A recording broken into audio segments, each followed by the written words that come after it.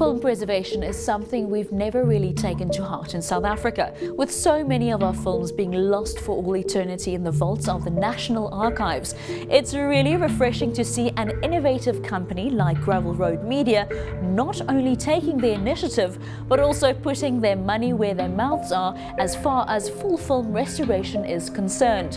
Our Cape Town team chatted to CEO Benjamin Cowley about the process of digital film restoration of some of these lost cult classics. It's a 7-step process that the film goes through. So first we get the physical print, either 16mm or 35mm. Sometimes we get a print, sometimes we get a negative.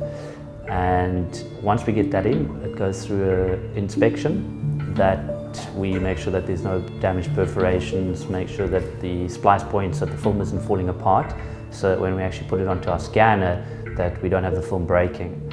At the same time, we do a hand clean on the film, which is kind of your first pass clean. Then we put it through what's called the ultrasonic cleaner, which is a chemical cleaning process to remove any dust or oil residue, because with these old movies, when they used to run through the film projectors, you often had a bit of an oil residue that would drip onto the actual print itself.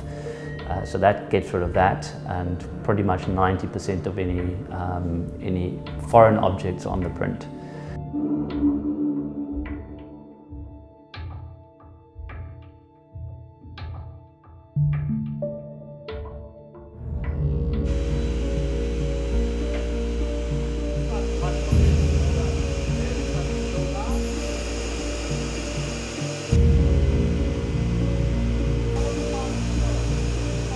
The film then goes to our telecine, which is the process of converting the film into a digital realm. And that's the first time that we're actually able to see the picture. So in many of these films, it's the first time in 40 years that the movie's actually been seen. From there, we take it into film restoration. The audio is actually extracted at the same time. The film restoration is it's a specialized process. It goes into specialized software, where the scratches are digitally removed, where any sort of dust or any what would seem as physical damage to the film is actually repaired. Splice points again, you often have like sticky tape marks and things that come through on the film, and that's a frame by frame process. You can imagine that is quite a long process in terms of fixing the picture. But all the while we try to maintain the integrity of the film. Then everything comes together in our final grade, in our Pablo suite, where the picture and the audio are married.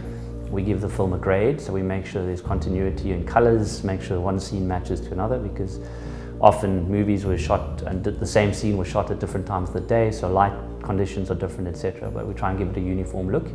And then we put on the subtitles and we export it to whatever format we need it for, whether it be broadcast, DVD, online, whichever format we need.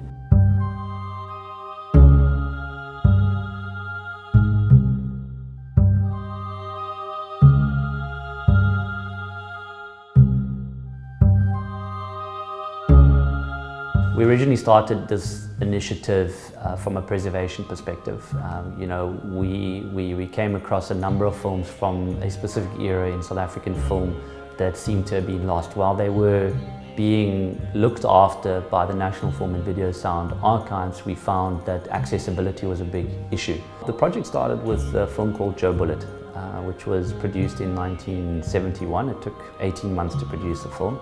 It was released in 1973 and it starred the late Ken Gampu, Abigail Kubeka, the late Koki Tubal. And that film was banned after its second screening because it portrayed a black character with a gun in it. So it was kind of an all-black world, James Bond kind of character who fought corruption in the soccer leagues. Joe.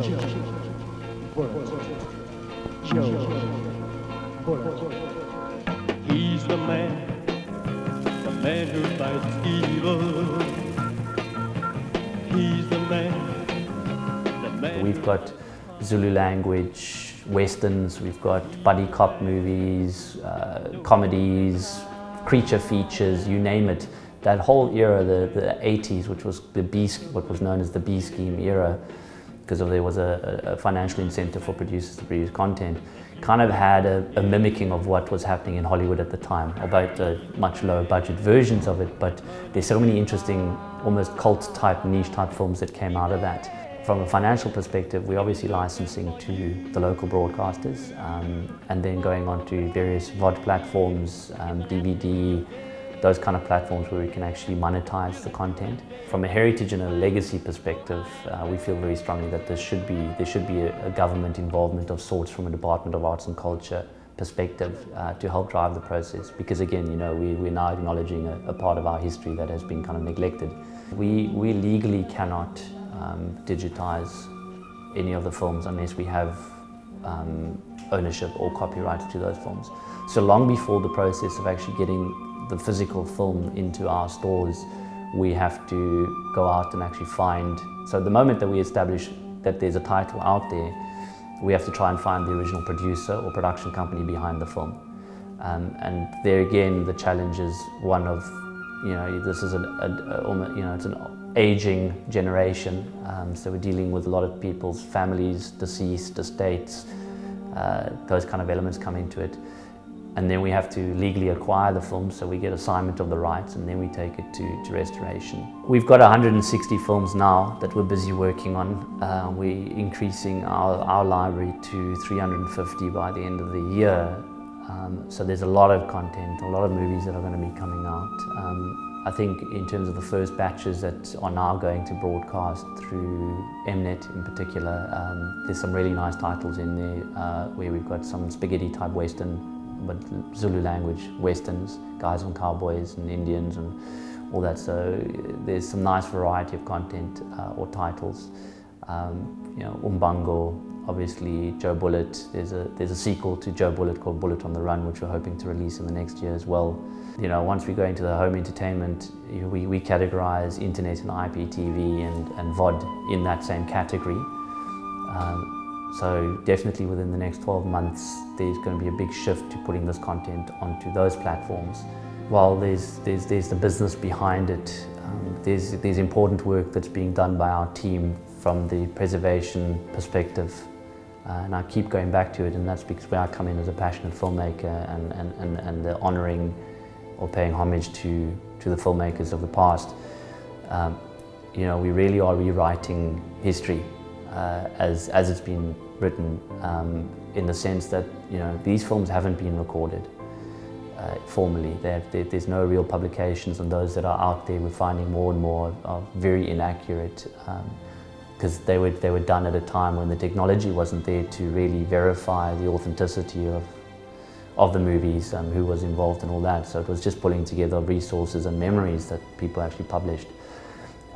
So we find, while there seems to be some resistance to what it is that we're doing, you know, what makes us obviously feel better at the end of the day is knowing that we're able now to provide an accurate record, which future filmmakers, academics, and obviously our Department of Arts and Culture will be able to benefit from in the long term.